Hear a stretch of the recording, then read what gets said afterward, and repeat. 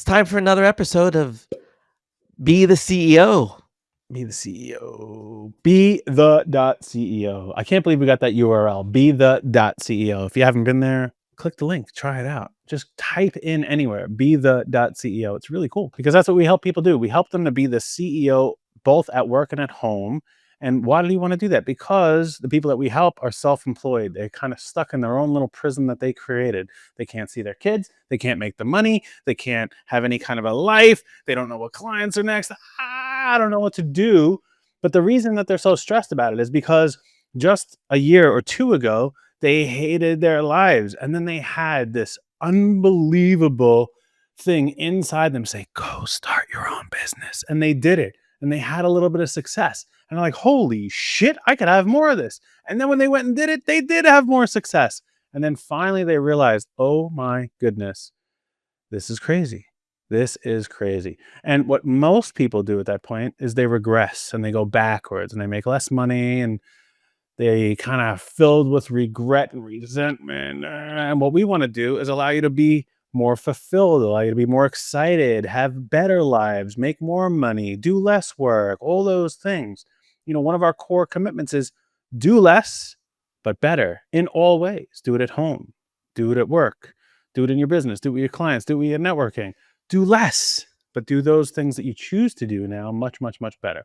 So, what we do here on our podcast is we share some people that have given us wisdom, whether we agree with it or disagree with it. And then we talk to it or against it or with it to really help you, that self employed person, gain a little bit of wisdom, a little bit of knowledge, a little bit of depth in how we see the world, how we share with our clients who pay us $36,000 a year with the world to really go out there and get after all of it. So Mhm. let's start with you today, Tom. What post do you got, pal? All right. I have this post from Dan Sullivan that is just perfect about what you were just talking about, how people get all crazy. And a lot of times people get crazy because they have such tremendous fear, right? The post here is fear is a natural part of growth. And he talks about how if fear is showing up, it means you're growing. It's easy to think fear is a warning sign, but for entrepreneurs, it often is a signal that you're stepping into something bigger. Every breakthrough starts with uncertainty. Every next level comes with a bit of discomfort. Fear isn't the enemy, staying stuck is. So next time fear shows up, don't retreat. Take it as proof that you're heading in the right direction. And I think that's something that a lot of self-employed people make the mistake of. They think, "Oh my God, I can't do this. I don't know what's next." I don't that uncertainty. They're not ready to embrace that. And instead of examining the fear and learning more about what they need to do and talking things through and really getting those fears and those limitations and all of those unspoken things out of their brains and out of their mouths into the world so they can resolve them, they just retreat and they hover. And that is such an enemy of what we talk about. That's an enemy to what we're trying to build, is that you have to address your fears. You have to recognize that your fears exist. And in order to really move forward, you've got to understand what the fear is giving you as advice and to take you to that next level. Adam and I create certainty. We talk about this all the time. We've spoken about it several times here, that we help you to understand and gain that certainty that you need, and really that you already have within you, that but you just need some permission and some direction for it. It's there. And fear often just provokes that uncertain moment. And when we embrace fear as part of what we are going to have to go through at every phase, when we become comfortable, when business and life are not about being comfortable. If you're looking for your business to be comfortable, if you're looking for your every month to just be this routine that's easy and that you're constantly making money and there's no worries and there's no anxiety and there's no stress and there's no fear of it, well then you're deluding yourself in many ways, because you have to keep going at it every single month and you have to live with that uncertainty of what's going to happen. But the way we create certainty is to help you do the things that you need to do. We help you to move forward in with the right vision so that you can make all the decisions that you need to make. And that's what it's all about is knowing what decisions to make. But when you're self-employed and you get caught up in the fear because you don't know how to do something, fear would say, just go learn the thing. That's the wisdom of that emotion. The wisdom is to go and question and learn and take in new information so that now you can make another informed decision. And once you have that information, once you've gained and removed the uncertainty, you now can make decisions that give you the right direction to move in. And like he says at the end of the post, take this as proof that you're heading in the right direction if fear is showing up. Because if fear is there, it means you're doing something right. You have to continue to embrace that fear and understand that it's going to keep coming back to bite you in the ass a little bit because it wants you to stay on your toes. It wants you to never stop and becoming stuck, right? If you become stuck and you become stagnant, then you're letting fear get the best of you instead of letting it advise you into what the next steps are. So go and learn the thing that you need to learn. Embrace that it's going to be there, that you're going to get that information, and then you're going to, because you have that information, you can make a decision with a very high level of certainty that this is the right thing for our next move because it brings us that much closer to what we're trying to accomplish. Thanks, Tommy. Fear's a good thing. Yes, it is. It's a lifeline. Without fear, we don't have life. I tell my son, I told him this once. It was a long time ago, but I still use the story all the time. He was really nervous about getting on a stage and doing a thing one day. He's like, I'm Hmm. really scared, Dad. I'm really nervous, da, da, da." And I said, "Good." And he looked at me like an asshole. He's like, well, "That's not what my dad's supposed to do. He's supposed to like motivate me and get me encouraged." And I told him this. I said, "Listen, if you weren't fearful of what you're about to do, you would know that it did not matter." And that's the way I look at fear. When I'm a little nervous about something, when I'm fearful about something, I know that it actually matters. Like it matters a lot. It matters what the output of whatever I'm going to do is, or it matters how carefully I go about this. I learned something really incredible from Jordan Peterson, and it was particularly about raising children. And it said, when you raise children, allow them to do dangerous things carefully. Hmm.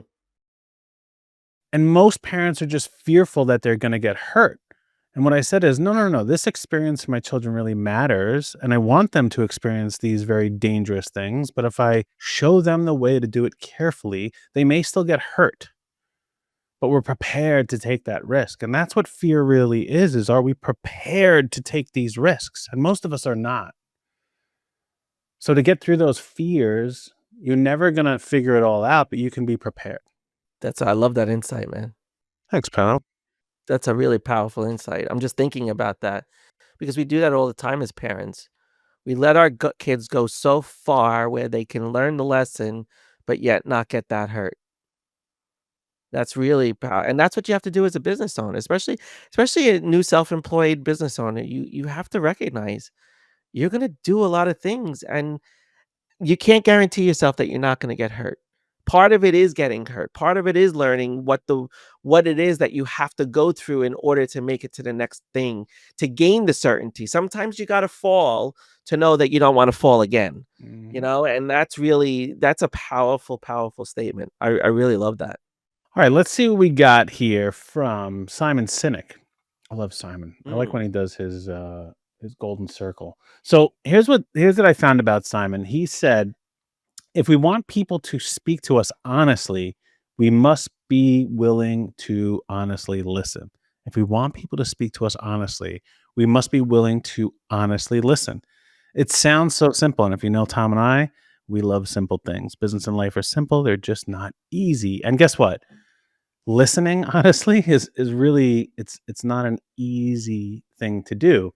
But here's something that I would say, at least for me, this is what's made me really kind of exceptional, if I can pat myself on the back, kind of exceptional at what I do is I have actually been trained on how to listen. And it's something that you can do whether you do what I did or you just think about, really intentionally listening to people.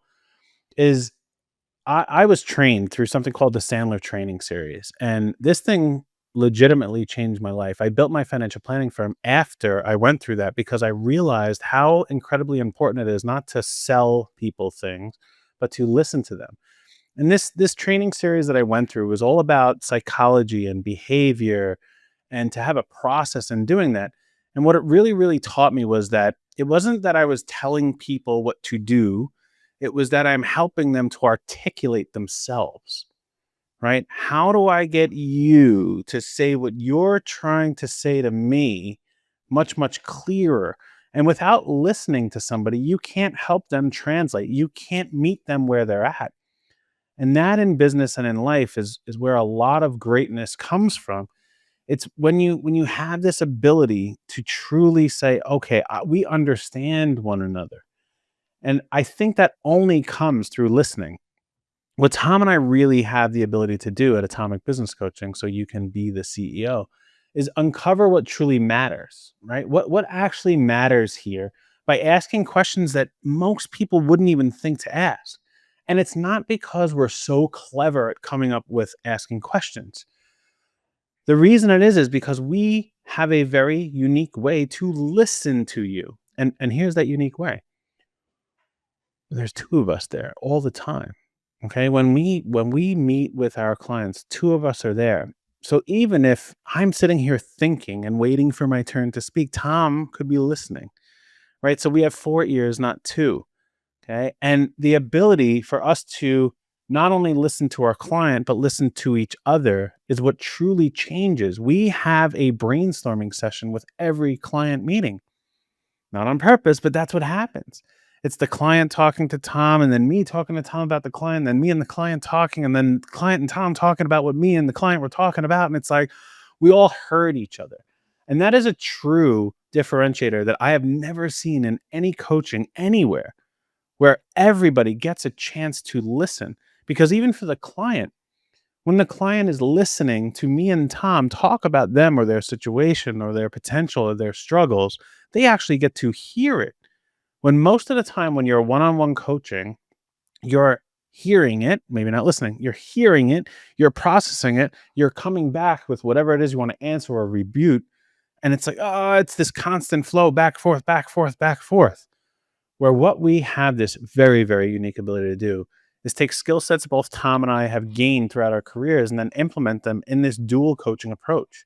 It's been a game changer for me because I feel I get to have a deeper knowledge of each and every client that I get to meet because I have about 50% of the time where I get to actually listen to them. Now, yes, you may not have a partner where you could do this, but you can start working on actively listening to people. And the easiest way to do this, and if you know us, I heard the word easy, but the easiest way to do this is what I've learned called reflective listening, right?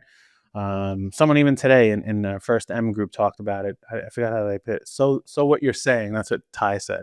So what you're saying is, and the way it is reflect that back to them. Let them know that you understand what they're saying. Summarize what they just said. So what you're saying to me is X, Y, and Z, A, B, and C. And they're like, holy shit, you actually heard what I said to you. It's amazing the difference when you can get somebody else to recognize that you recognize them. It's actually incredible, and people are surprised that, "Wow, you're really listening to me.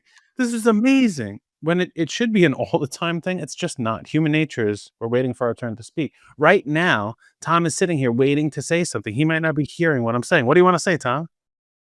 No, I'm hearing what you're saying, and I'm gonna take it in a totally different direction, right? This is the beauty of what we get to do, right? We must be willing to honestly listen, right? I took that as if we want people to speak to us honestly, we must be willing to honestly listen. I also think it's part of us examining our own selves and understanding that we have to speak to ourselves honestly and listen to ourselves honestly and try not to fool ourselves and not be a smoke and mirrors operation and make sure that you really If you want someone to tell you something very honestly, you have to be willing to recognize that it may not be pleasant. It may not be something that you're going to enjoy hearing. But if you don't listen honestly, looking at all of the parameters and really examining the whole situation, and a lot of people, when we're doing this as self employed people, because we do so much of the work, because we do so much of everything, everything becomes our baby and we become very defensive if somebody attacks that. But if we're not willing to listen honestly, meaning if we're not really looking to examine every little thing and make sure that we're considering all aspects of things, then we are fooling ourselves and no one is going to be honest with us. No one is going to tell us the truth because they're going to see that we don't take the truth and we can't handle the truth, not to quote a very famous line from a very famous movie.